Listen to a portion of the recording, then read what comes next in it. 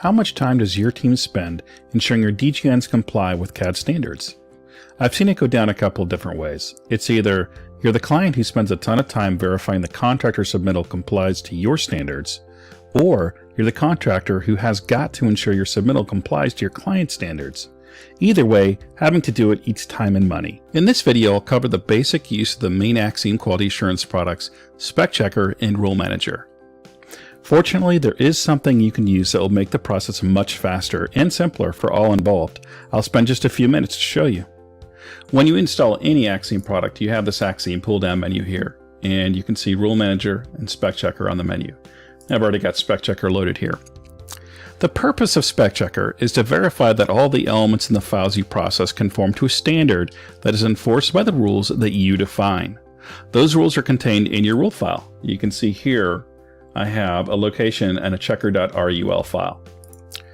Now, the text in the rule file tells SpecChecker what elements are not okay, and it'll report them and it'll spit out a little graphic that tells you that.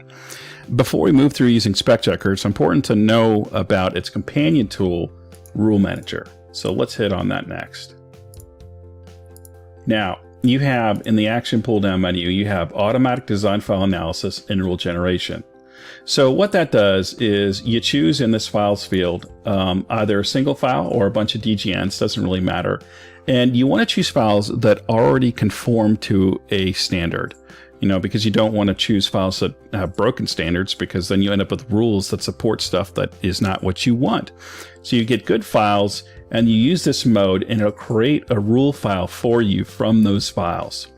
The next option is automatic DGN library analysis and rule generation. And that does the same thing, except it is specifically for DGN libraries.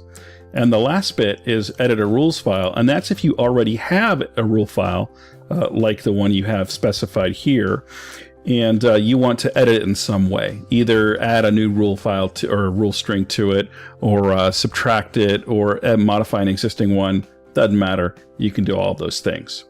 And so you take note of this location, work videos QA work.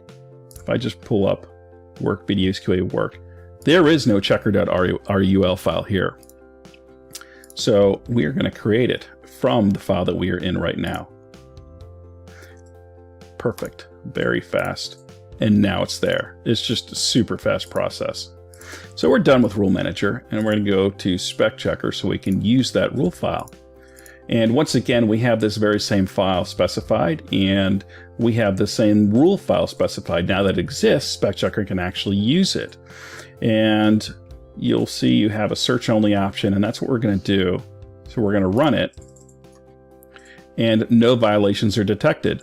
No surprise there, because we just created the rule file from this file. If there were errors, that would be a problem. So now let's make it so that there are violations. And if we open our level manager here, we do have a level named new that doesn't actually have any elements on it. So I'm going to stick some elements on it.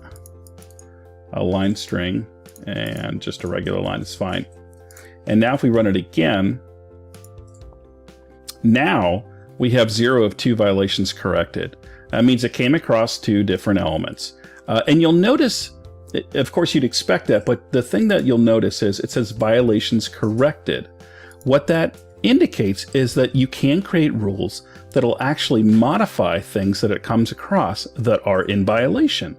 So you could say, if you come across a line string or a line, which is what these are, and they're not the color we want, then change them to the color we want. Easy peasy.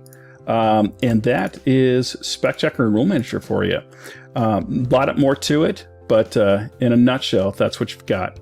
Thanks for watching. I hope this was helpful.